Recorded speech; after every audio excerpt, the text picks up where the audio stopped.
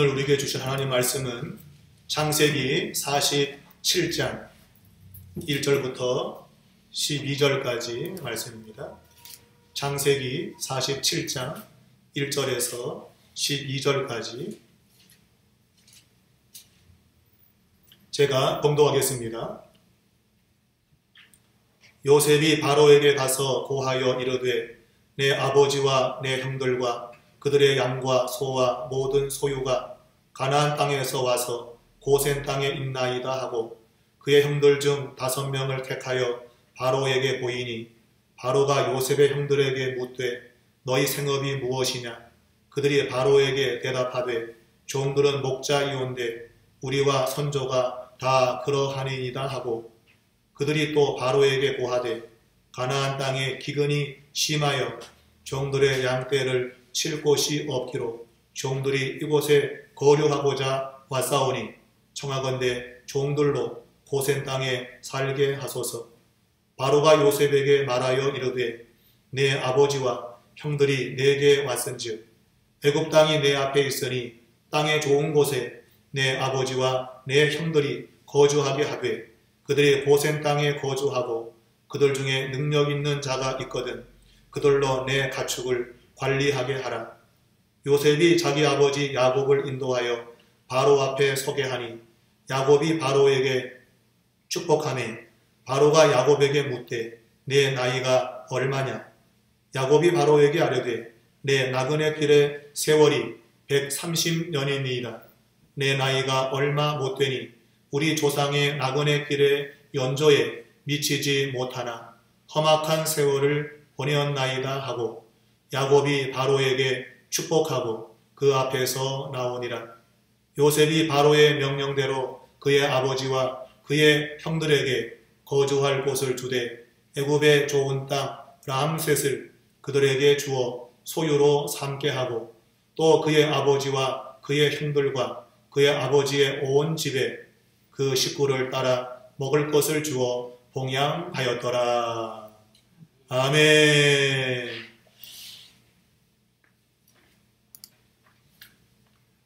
오늘 말씀의 제목은 성도의 험악한 나그네의 세월이라는 제목입니다.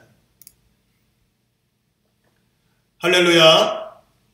주님께서 오늘 우리에게 은혜를 베풀어 주시기를 간절히 바랍니다.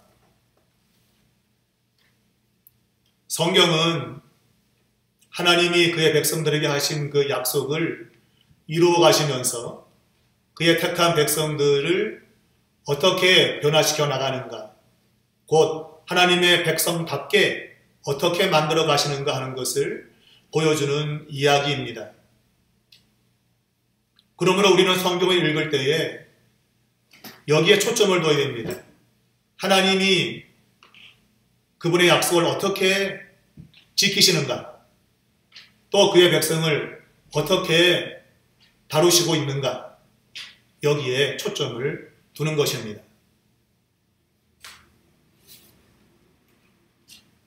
특별히 창세기 족장의 이야기 속에 이것이 잘 나타나 있는데 그 가운데서도 야곱의 이야기 속에 이것이 잘 나타나 있습니다.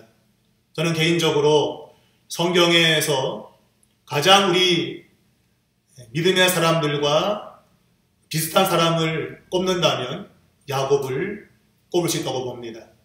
야곱의 인생이 곧 오늘 살아가는 우리들의 인생이다, 그렇게 볼 수 있다는 말입니다. 야곱은 태어날 때부터 형의 발 뒤꿈치를 붙들고 태어났습니다. 그것은 장자로 태어나면 배의 축복을 받는 아마 그런 것을 의미할 것입니다. 그만큼 야곱은 복을 받기를 원했던 사람입니다. 그는 날 때부터 그리고 오늘 성경 본문이 오기까지 그는 일생을 자신의 목적을 이루기 위해서 살았던 사람이었습니다. 그 와중에 그는 형과 마찰을 빚었고 그리고 부모를 떠나게 되었고 결혼을 했지만 결혼 생활은 불행했습니다. 그리고 아내를 잃고 사랑하는 아들을 잃고 그런 슬픔으로 세월을 보냈습니다. 오늘 본문은 죽은 줄로 알았던 사랑하는 아들 요셉이 애굽에 살아있다고 하는 아들들의 이야기를 듣고 애굽으로 내려가서 살아있는 요셉을 만나고 애굽에 정착하기 위해 애굽의 왕 바로를 만나는 이야기입니다.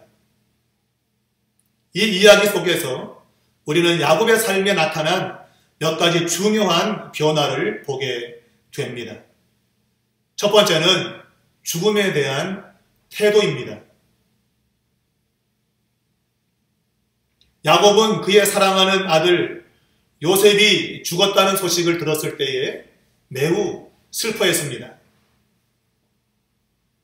그래서 창세기 37장 35절에 보면 그가 그의 아들들로부터 그 슬픔을 위로를 받으려고 했지만 위로받지 않았다 그랬습니다. 아들들의 위로가 아무 소용이 없을 정도로 그의 슬픔이 컸다는 말입니다.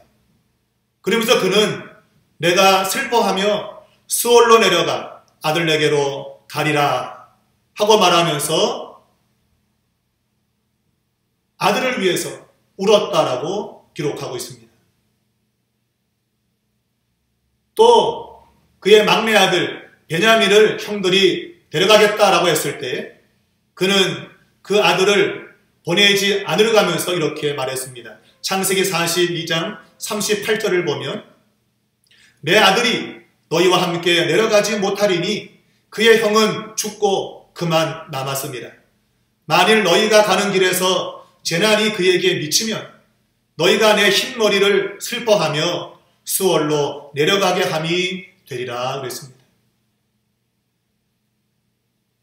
야곱의 죽음에서도 그는 슬퍼하며 수월로 내려간다 했고 만일 베냐민에게도 무슨 일이 생기면 슬퍼하며 내 흰머리로 수월로 내려가게 된다라고 말했습니다. 여기서 말하고 있는 수월이라고 하는 것은 희망이 없는 죽은 자가 있는 곳을 가리킵니다. 다른 말로는 음부라고 그렇게 되어 있습니다. 곧 희망 없이 죽는 걸 가리킵니다. 희망이 없이 죽는 자가 된다 그런 얘기입니다. 그는 그의 죽음이 희망이 없는 절망적인 죽음이라 그런 이야기입니다. 그런데 그가 애굽에 사랑하는 아들 요셉이 살아있다고 하는 그 이야기를 들었을 때에 그의 죽음에 대한 태도가 달라졌습니다. 그는 요셉의 살아있다고 하는 소식을 듣고 그의 기운이 소생했다고 했습니다. 그 전까지 그는 아무 희망이 없는 죽은 자가 가는 그런 곳에 자신이 갈 것이라고 말했는데 요셉이 살아있다고 하는 이야기를 듣고 나서는 그의 기운이 소생했다 했습니다. 그리고 그는 요셉을 만나면 나는 지금 죽어도 여한이 없다 그렇게 말하고 있습니다. 지금 죽어도 괜찮다 이 말은 그의 삶이 지금 너무나도 평안하고 좋다는 그런 의미지요. 그 전에 그는 그의 죽음은 절망적인 죽음이고 아무런 희망이 없다 그랬는데 요셉의 살아있음에 대한 이야기를 듣고 나서는 바뀐 것입니다. 죽음을 대하는 태도가 바뀐 것입니다. 여러분, 신앙은 무엇일까요? 신앙 갖는다는 얘기는 어떤 이야기일까요? 신앙은 근본적 변화를 말하고 있다고 봅니다. 근본적인 변화가 무엇입니까? 그것은 인간에게 있어서 죽음을 대하는 태도가 달라진다는 것입니다. 믿음을 가지면 죽음을 대하는 태도가 달라진다는 것입니다. 이 세상 모든 사람들은 죽음을 두려워합니다. 그래서 사람들은 이 죽는 것을 사망이라고 합니다. 한자로 풀면 죽어서 망한다는 뜻입니다. 죽어서 망한다. 이것이 세상 사람들이 죽음을 두려워하면서 나온 것입니다. 그런데 믿음의 사람들은 죽음을 대하는 태도가 다른 것입니다. 마치 야곱이 죽었다고 생각했던 아들 요셉이 살아있다. 이걸 다른 말로 표현하면 야곱에게는 부활이죠. 죽었었는데 살아있는 겁니다. 살아난 것이지요. 바로 이 야곱에게 있어서 요셉의 부활은 야곱으로 하여금 죽음에 대한 태도를 바꾸게 만들었다. 그런 이야기입니다. 오늘 예수를 믿는 사람도 동일합니다. 요셉의 부활과 같은 예수님의 부활은 더 많은 사람들에게 희망과 용기를 가지고 죽음을 대하게 만듭니다. 예수를 믿기 이전에는 죽음이 두렵고 죽음이 절망이 없는 것이었는데 예수를 믿고 나서는 그 죽음이 도리어 유익이고 환영할 만한 일이라고 생각이 바뀌는 것입니다. 예수님의 부활은 많은 사람들로 하여금 죽음에 대한 태도를 바꾸게 만듭니다. 그래서 베드로전서 1장 3절에 보게 되면 우리 주 예수 그리스도의 아버지 하나님을 찬송하리로다. 그의 많으신 긍휼대로 예수 그리스도를 죽은 자 가운데서 부활하게 하심으로 말미암아 우리를 거듭나게 하사 사한 소망이 있게 하시며 그랬습니다. 야곱이 전에는 희망이 없는 소망이 없는 삶이었죠. 그래서 그의 죽음은 정말 죽은 그런 죽음이었습니다. 우리가 예수 믿기 전에 똑같았습니다. 우리는 죽음을 두려워했고 절망적이었고 그래서 망한다고 했습니다. 그런데 예수를 믿은 이후에는 우리에게 예수님의 부활이 사한 소망을 우리에게 준다는 것입니다. 사한 소망, 살아있는 소망이 우리 안에 있는 것입니다. 예수를 믿는다는 얘기는 죽음의 문제를 해결하는 것입니다. 사도 바울은 고린도전서 15장에서 예수님의 부활로 인해서 더 이상 사망이 자기를 쏠 수 없다고 했습니다. 사망은 죄를 쏘는 것이죠. 근데 예수님이 그 죄의 문제를 십자가의 죽으심으로 해결했습니다. 우리에겐 더 이상 죄가 없어요. 그래서 사망이 죄를 쌓아야 되는데 쏠 것이 없어졌으니 사망이 믿는 자에게 역사하지 못한다는 말입니다. 그렇습니다. 예수를 믿으면 더 이상 믿는 자는 죽음을 두려워하지 않습니다. 이런 비유는 그렇지만 조직폭력배의 두목을 보면 대부분 덩치가 작습니다. 덩치가 작은 사람이 두목을 해요. 그리고 그 아래 부하들 보면 깍두기 머리를 하고 형님 하면서 굽실 굽실 인사를 하죠. 그걸 보면서 이상하다라는 생각이 듭니다. 아니 덩치가 큰 사람이 조그만 사람에게 굽실거린다? 참 이해가 안 되죠. 그런데 그들 세계에서 그들의 행동하는 모습을 보면 아 그래서 저렇구나 라는 답이 나오죠. 덩치가 작은 사람들은 싸울 때에 목숨을 내놓고 싸웁니다. 죽기 살기로 싸운다 그 얘기예요. 덩치가 작으니까 뭐 어디 의지할 게 있습니까? 에라 죽기를 각오하고 싸우는 거죠. 그러니 죽기를 두려워하지 않고 싸우는 사람을 이길 수가 없는 겁니다. 제일 무서운 사람은 죽음을 두려워하는 사람이에요. 죽기를 각오하고 사는 사람, 가장 무서운 사람입니다. 성경 히브리서 11장에 보게 되면 믿음의 사람들을 이야기하면서 거기에 믿음의 사람들은 세상에 감당하지 못한다고 했습니다. 그러면서 그 밑줄에 보게 되어지면 그들은 죽음을 두려워하지 않았다. 이 세상에서 구차히 사는 것을 선택하지 않았다고 그랬어요. 그저 세상에 빌붙어가지고 어떻게 좀 잘 살아볼까? 그렇지 않았다는 하나님의 나라가 영원한 생명이 부활의 몸이 기다리고 있기 때문에 그들은 죽음을 두려워하지 않은 거예요. 그런 사람을 세상이 감당할 수 없다고 했습니다. 오늘 예수 믿는 사람들 가운데에 이 부활의 능력을 가진 사람들이 얼마나 있을까요? 예수님의 부활은 곧 우리의 부활을 보증하는 것입니다. 그래서 성경은 예수님의 부활의 첫 열매라고 말하고 있습니다. 열매를 딸 때 첫 번째 열매를 따는 것은 그 이후에 또 다른 열매를 딸 것을 보증하는 겁니다. 예수님의 부활은 우리의 부활을 보증한다 그런 얘기입니다. 그러므로 우리는 죽어도 사는 것이죠. 죽음을 대하는 우리의 태도는 두려움이 없습니다. 도리어 죽음을 환영합니다. 성경에 보면 빌립보서 1장 21절부터 26절까지 보게 되면 이렇게 말했어요. 사도 바울이 죽는 것도 유익함이라.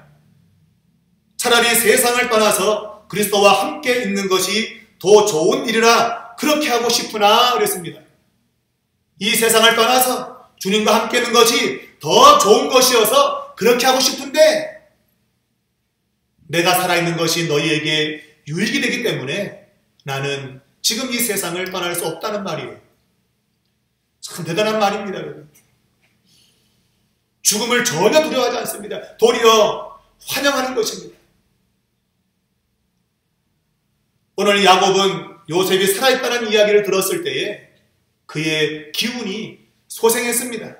그리고 지금 죽어도 괜찮다고 담대하게 말했습니다. 어떤 사람은 죽을 때 이제 죽어도 되겠다는 사람이 있어요. 그게 무슨 말인가 하면 죽을 준비를 하겠다 그 얘기입니다. 뭘 준비했다는 얘기죠?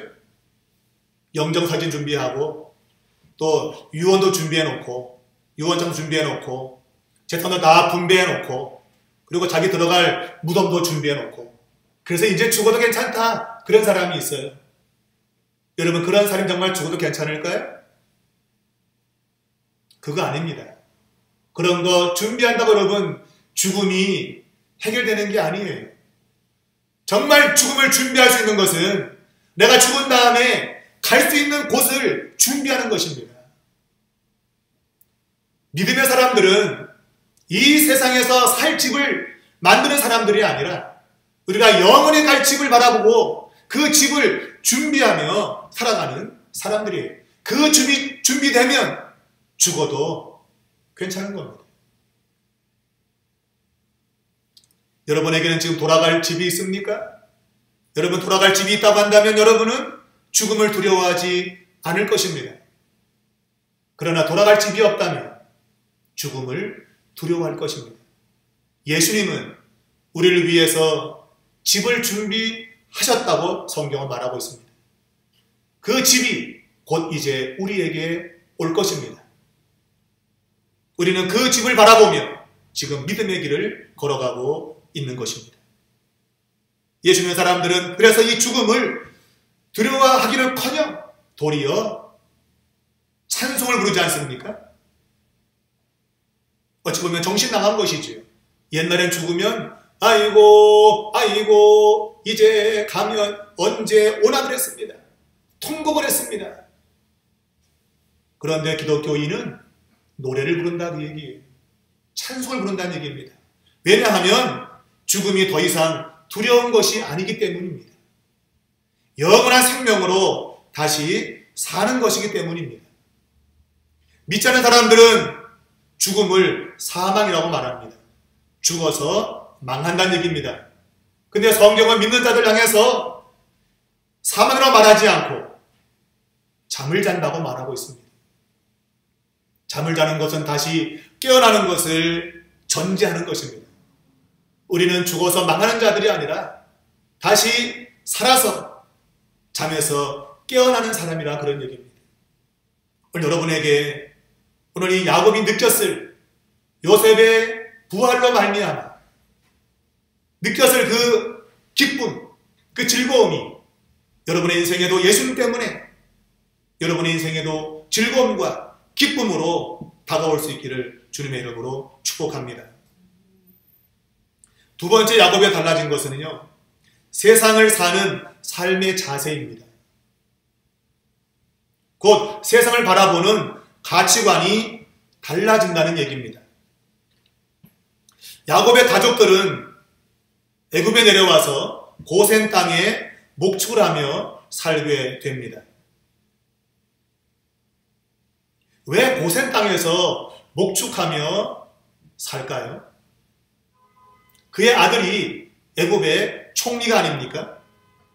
그렇다면 도심지에서 좋은 집에 좋은 환경 속에서 살아도 되지 않겠습니까?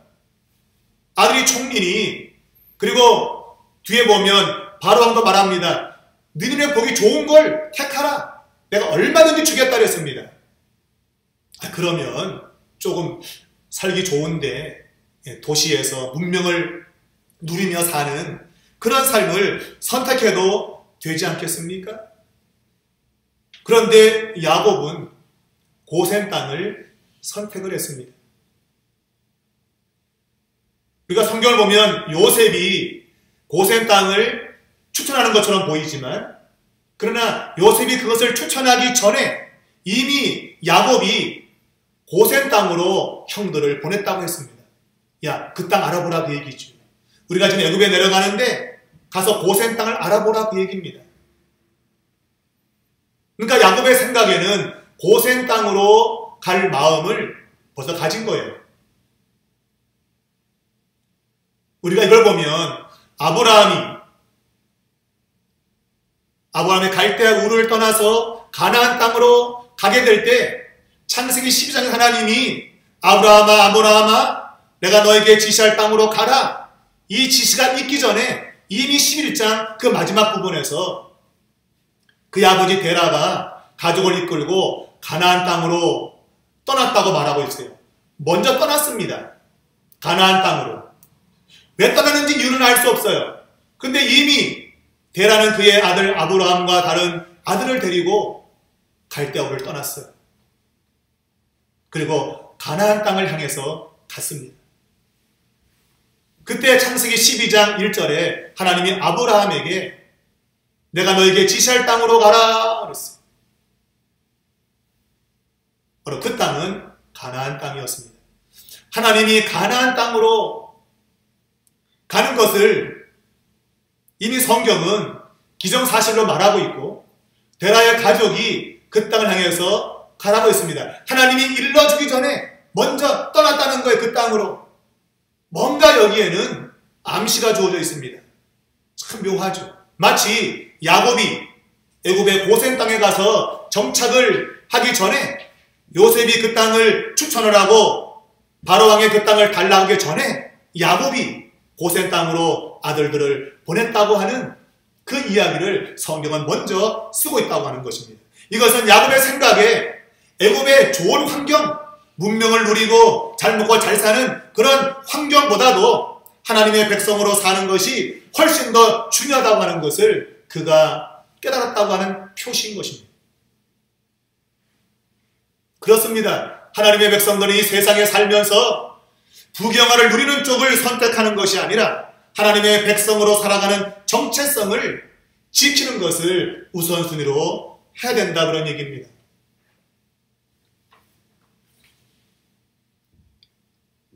결국 야곱이 그런 선택을 하고 요셉이 바로에게 그 땅, 고센 땅을 요청했을 때에 바로가 흔쾌히 수락을 했습니다.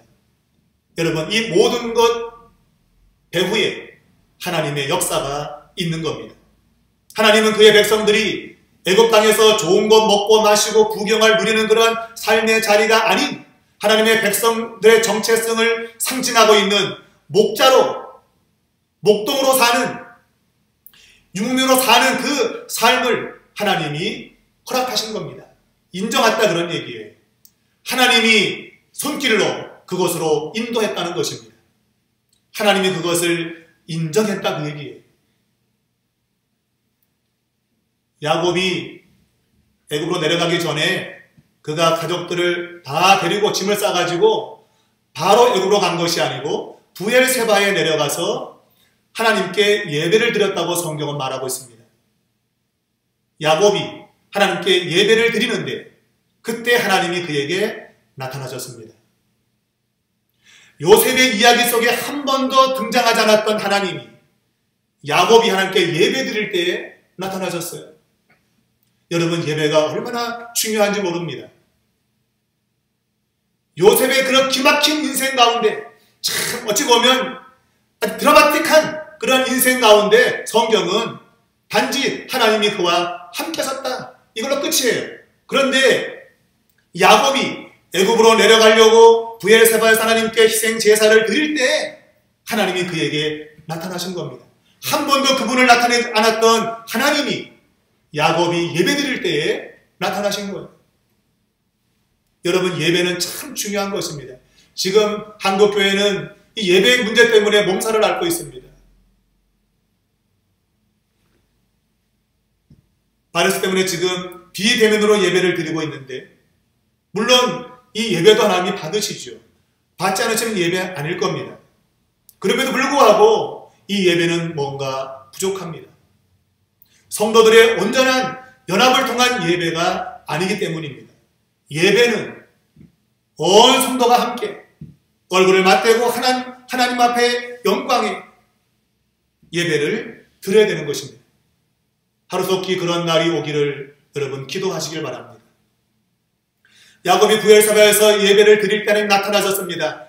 그리고 하시는 말씀이 야곱아, 애굽으로 내려가는 것을 두려워하지 말라고 했습니다. 애굽으로 내려가는 것을 두려워하지 말라.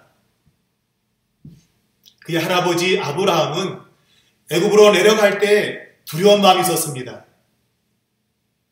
동일하게 야곱도 지금 두려운 마음이 있습니다. 아브라함의 두려움은 내가 내 가족을 데리고 애굽에 내려가면 그 사람들이 우리 마누라 이쁘니까 마누라 빼앗고 나를 한번 죽일 거다, 그런 두려움이었어요. 그러면 야곱의 두려움은 뭐였을까요?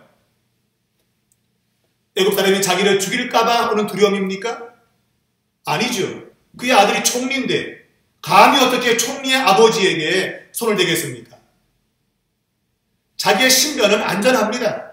그 옛날 할아버지 아브라함처럼 신변에 위험이 있는 상황이 아니에요. 그런데 야곱은 두려워했습니다. 왜 두려워했을까요? 이유는 분명합니다. 하나님이 약속의 땅으로 준 가나안 땅, 이 땅을 떠나야 되는 것이 맞는가 하는 것입니다. 하나님이 약속한 땅을 떠나도 되는가 하는 거예요. 자기 할아버지, 자기 아버지가 살았던 약속의 땅, 그 땅을 내가 지금 떠나도 되는가? 하나님의 약속에서 벗어나도 되는가? 그것이 그에게는 두려움이었다, 그 얘기예요. 오늘 우리의 두려움은 무엇입니까? 아이고, 경제가 어려운데 혹시 공과금 못 내고 애들 교육 못 시키고 결혼 못하면 어떡하나? 그런 것이 우리의 두려움이 될 때가 많아요. 이 세상에 살아가면서 부딪히는 일들, 그런 것들이 두려움이 될 때가 많아요. 물론 그것도 두려운 일입니다. 그러나 여러분, 하나님의 백성들의 두려움은 그런 것이 되어서는 안 됩니다. 물론 그것이 두려운 것은 틀림없지만 더 두려워할 것이 있는 거예요. 무엇입니까? 내가 하나님의 백성으로서 살아갈 삶을 떠나는 것, 그런 것이 두려움이 되어야 된다, 그런 얘기입니다. 혹시 내가 교회와 멀어지는 것은 아닌가? 내가 예배와 멀어지는 것은 아닌가? 내가 사업이 잘 되고 내가 하나님이 잘 되어서 혹시 예배가 소홀해지거나 기도 생활이 내가 안 되거나 혹시 그런 일은 생기지 않을까? 그런 것들이 우리의 두려움이 되어야 된다, 그 얘기입니다. 장사 오픈했는데 장사가 안 되면 어떡하나? 물론 그것도 두려움될 수 있어요. 그러나 정말 두려움은 내가 장사가 잘 돼가지고 하나님 예배하는 거 소홀히 하거나 바쁘다는 핑계 때문에 기도하지 않거나 성경을 보지 않는 혹시 그런 일이 생기진 않을까? 그것이 우리의 두려움이 되어야 된다 그 얘기입니다. 오늘 우리는 우리의 믿음이 뒤로 물러가는 것에 대해서 별로 신경을 안 씁니다. 교회에 내가 쉽게 갈 수 있는 거 그런 거 신경 안 씁니다. 그리고 내가 살기 좋으면 어딘지 이사가 버립니다. 가서 뭐 또 그 교회가 뭐 다른 교회 선택하면 되지 뭐. 하나님 앞에 예배 하나님 중심으로 사는 것이 우리의 선택이 아니고 내 삶의 중심을 먼저 잡고 그리고 그 다음에 하나님 섬기는 것이 선택적으로 따라온다는 얘기예요. 여러분의 두려움은 무엇입니까? 여러분 이 세상에서 잘 먹고 잘 사는 것 그것이 여러분의 목적이 되어서 그것이 안 되면 찾아오는 그런 두려움이 여러분에게 있습니까? 안 된다는 겁니다. 야곱은 약속의 땅을 떠나는 것에 대해서 두려워했습니다. 자기 신변의 두려움을 생각하지 않아. 왜? 아들이 총리인데 그런 것 두려워할 거 없다고 합니다. 그런데 야곱은 약속의 땅을 떠나는 것을 두려워했다는 거예요. 또 한 가지는 하나님의 백성으로 구별되게 살지 못하는 것에 대한 두려움입니다. 여러분 이 세상은 하나님의 사람들이 하나님의 사람답게 살아가도록 두지 않습니다. 끊임없이 세상이 좋다고 우리를 유혹한다 그 얘기입니다. 애굽 땅은 하나님을 모르는 땅입니다. 그곳에 가면 하나님의 백성으로서의 그러한 정체성을 내가 지킬 수 있을까? 그런 두려움이 있는 거예요. 나도 애굽 사람처럼 그냥 내 멋대로 사는 혹시 그러한 삶이 되지는 않을까? 그런 두려움이 있는 거예요. 오늘 그리스도인들이 이러한 두려움을 가지고 살아야 되는 겁니다. 하나님 백성으로 내가 구별되지 않는 거 아닌가? 이런 것이 우리의 두려움이 되어야 된다 그 얘기예요. 야곱은 바로 삶의 가치관이 달라진 겁니다. 총리 아들이기 때문에 부귀영화를 누리자? 아닙니다. 하나님 백성으로서 목축업을 계속 유지하며 사는 겁니다. 그리고 도심지가 아니라 고센 땅, 목축하는 땅에서 그는 구별되게 사는 것을 선택했던 것입니다. 하나님 말씀했습니다. 두려워하지 마라. 내가 너와 함께 내려가겠다. 여러분, 우리의 마음이 결정이 되면 우리가 하나님과 함께, 하나님 백성과 함께 하나님의 사람으로 살기를 원하면 하나님이 우리와 함께 하시면 우리를 구별되게 살아가도록 만들어 주실 줄로 믿습니다. 말했지만 고센 땅의 선택은 탁월한 선택이었습니다. 하나님이 배후에서 그 땅을 차지하도록 역사하신 겁니다. 여러분, 여러분의 선택이 하나님의 맞는 하나님의 백성들의 선택이 될 수 있기를 축복합니다. 또 한 가지 그의 달라진 모습은 축복의 사람이 되었다는 것입니다. 제가 소두에 말씀드렸습니다. 야곱이라는 사람은 태어날 때부터 복을 받기 위해서 형의 발 뒤꿈치를 잡았어요. 그리고 형을 속이고 아버지를 속이고 삼촌을 속이고 복받는 길이라면 어떤 것도 마다하지 않은 사람이었습니다. 그만큼 그는 복을 받기를 원한 사람이었어요. 그 자신에게 한 복을 주기를 바랬던 사람이었어요. 오늘 이번 성경에 보면 야곱이 애굽의 바로 왕을 만나러 들어갑니다. 바로 왕이 초청한 거죠. 접견하는 것이죠. 근데 첫 야곱의 반응을 성경은 이렇게 기록하고 있습니다. 바로를 축복했다 그랬습니다. 바로 왕을 축복했다 그랬어요. 그리고 바로 왕과 대화를 나누고 이제 떠나게 될 때도 보니까 바로 왕을 축복했다고 또다시 말하고 있습니다. 한 번만 축복해도 되는데 오늘 야곱은 두 번씩이나 그것도 바로 왕, 애굽의 바로 왕을 축복하고 있다 그 얘기예요.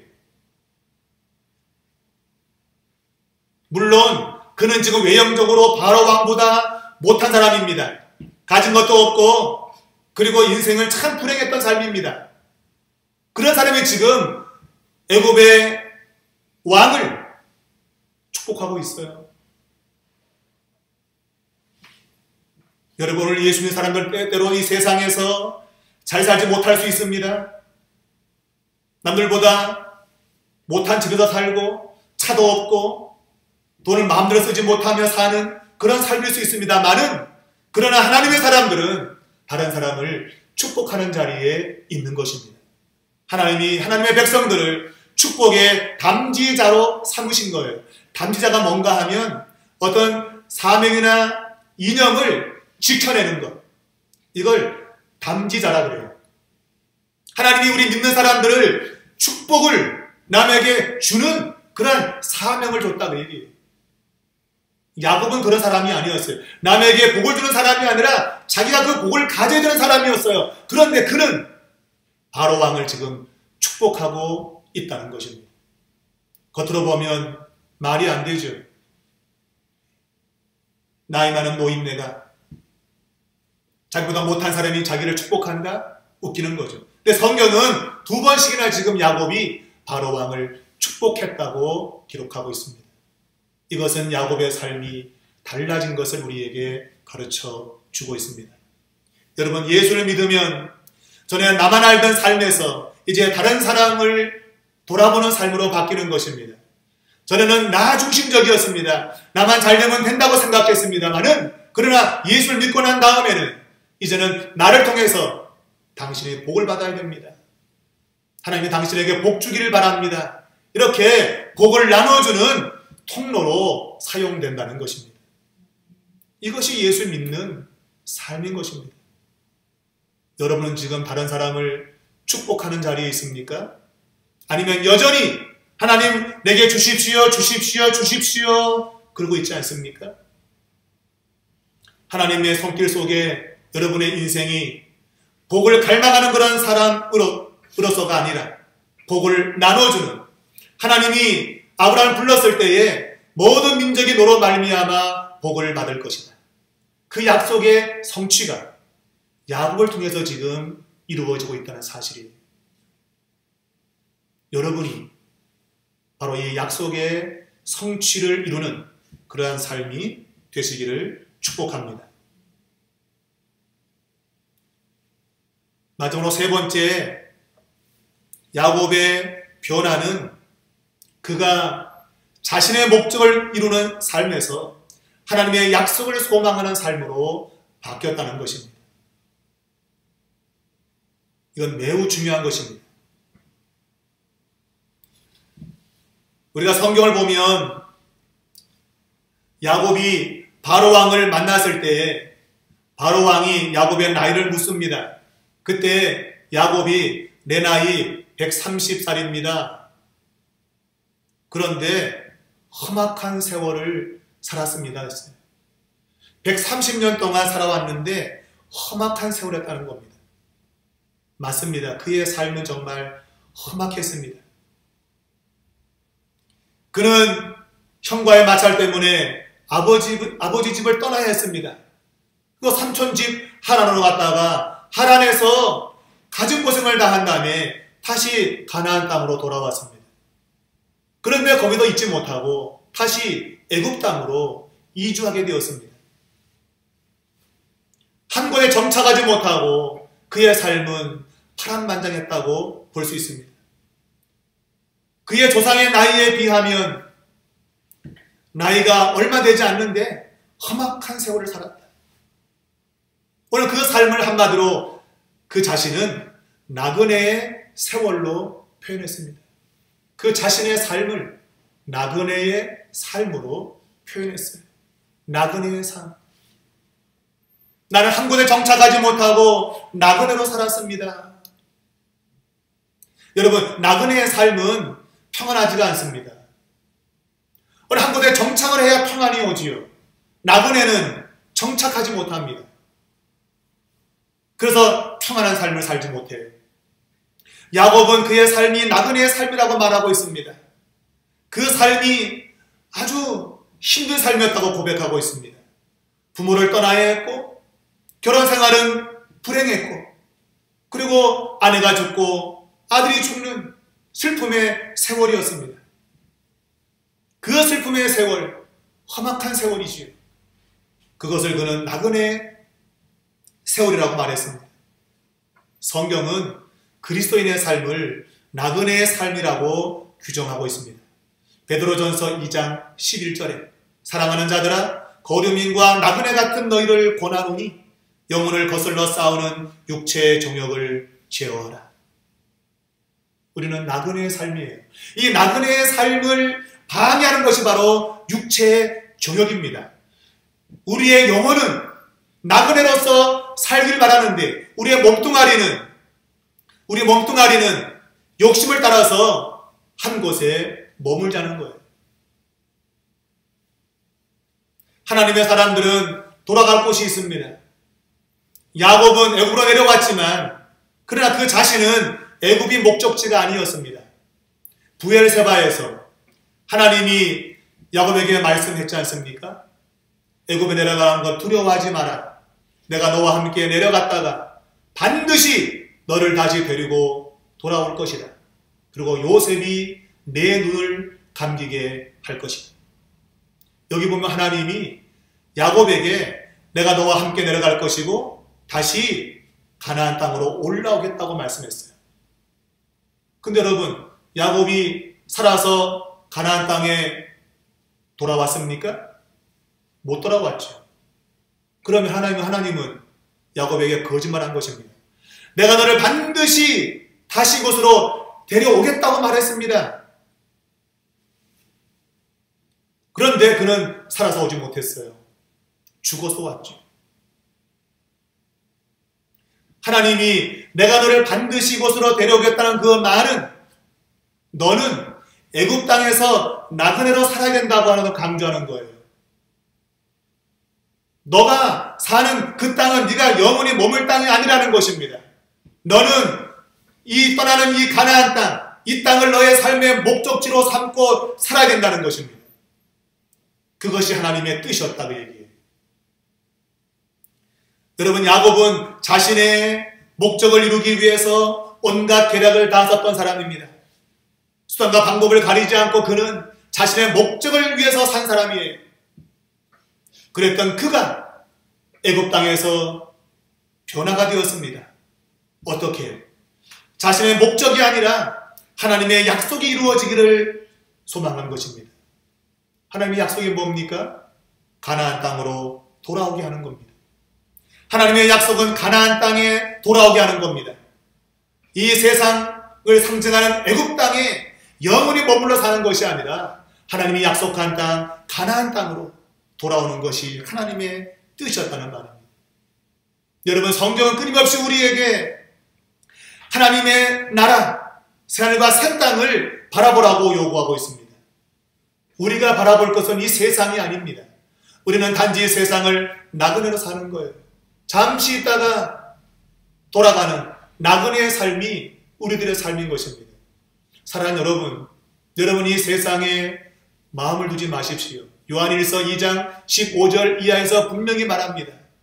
이 세상이나 이 세상에 있는 것들을 사랑하지 마라. 육신의 정욕과 안목의 정욕과 이생의 자랑, 이 모든 것은 하나님께로부터 쫓아온 것이 아니다. 이 세상에 있는 것들은 끊임없이 우리에게 하나님 나라 바라보지 말고 세상을 바라봐. 얼마나 좋은데 여기가. 여기서 네 목적을 이루어. 성공해. 출세해. 그렇게 유혹한다는 것입니다. 그러나 그리스도인들은 이 땅이 아니라 하나님이 예비해 놓으신 새하늘과 새 땅을 바라보며 하나님의 백성으로 이 세상을 살아가야 된다는 거예요. 여러분, 야곱은 130년 동안 살면서 험악한 세월을 살았다고 했습니다. 예수 믿는 삶이 녹록지 않습니다. 여러분, 예수 믿음의 사람으로 사는 길이 쉽지 않습니다. 여러 가지 유혹과 시험을 이겨내야 됩니다. 그리고 우리의 정체성을 지켜야 됩니다. 사도 바울은 그 선한 싸움을 다 싸웠다고 말했습니다. 그리고 믿음을 지켰다고 말했고 이제 주님이 내게 의의 멸류관을 줄 것이라고 확신했습니다. 사랑하는 여러분, 여러분은 믿음의 경주 선한 싸움을 싸우십니까? 이 땅이 나의 목적지로 여기는 사람은 선한 싸움을 싸울 수 없습니다. 그러나 이 땅이 목적지가 아니라 잠시 지나가는 나그네 길임을 믿는 사람은 선한 싸움을 싸웁니다. 우리의 목적지인 새하늘과 새 땅에 넉넉히 들어가기 위해서 믿음의 경주를 한다, 그런 얘기입니다. 저는 여러분이 하나님의 백성으로서의 정체성을 분명히 인식하고, 그리고 이 세상에서는 잘 먹고 잘 살지 못하는 그런 일이 있다 할지라도 하나님이 원하시는 그 길, 바로 믿음의 길, 부활의 능력을 가지고 이 세상의 유혹과 모든 시련을 이겨내는, 그리고 최후의 새하늘과 새 땅에 넉넉히 들어가서 그동안 우리가 흘렸던 눈물을 주님이 닦아주시고 다시는 사망이나 독하는 것이나 애통하는 것이 없고 아픈 것이 없는 하나님의 나라에서 영원히 주와 더불어 왕노릇하며 사는 그러한 삶의 주인공이 되시기를 바랍니다. 사랑하는 여러분, 신앙은 자신의 뜻을 이루는 것이 아닙니다. 야곱은 자신의 뜻을 이루기 위해서 달려갔습니다만은 애굽에 내려간 그 자신의 삶을 돌아보게 될 때 이제 그에게 남은 것은 자신의 목적을 이루는 것이 아니라 하나님의 약속이 이루어지기만을 소망했다는 것입니다. 가나안 땅으로 돌아가야 된다. 내 시신을 애굽에 두지 마라. 가나안 땅으로 가져오라. 이것이 그의 유일한 소망이었습니다. 사랑하는 여러분, 저와 여러분의 소망도 이 땅이 아니라 하나님 나라에 있기를 바랍니다. 너희가 너희의 시민권이 하늘에 있다고 한다면 너희는 위의 것들을 구하라. 오늘 우리는 위의 것들을 구해야 됩니다. 땅의 것들을 구하지 말고 영원히 썩지 않을 위의 것들을 구하여 마지막 날에 주님께로부터 칭찬을 받고 의의 멸류관 상급받는 여러분과 저가 되기를 간절히 주님의 이름으로 축복합니다. 아멘. 기도하겠습니다. 살아계신 하나님, 감사하고 감사합니다. 우리는 신앙을 통해서 이 세상에서 잘 되기를 바라고 있습니다. 물론 우리의 욕심이 편하고 염려 없는 것, 참 그것이 좋을 수 있으나, 그러나 성경을 보면 하나님의 사람들은 이 세상에서 잘 되는 것을 쫓는 사람들이 아니라 하나님 백성으로 사는 것을 선택했던 사람들입니다. 세상에 물들지 아니하고 거룩한 삶을 쫓아가며 믿음의 선한 경주 싸웠던 모든 사람들 다 승리자가 되어 하나님 나라에 들어갔다고 성경은 말하고 있습니다. 야곱에게 남은 그 마지막 약속의 모든 소망들을 이뤄낼 수 있는 저희들 될 수 있도록 하나님 도우시고 역사해 주시옵소서. 하나님께서 우리들에게 주시는 말씀을 귀한 말씀으로 받아들이고 오늘부터 믿음으로 살고 소망 가운데 사는 하나님의 사람들로 살아가게 하여 주시옵소서. 예수님의 이름으로 간절히 기도하옵나이다. 아멘.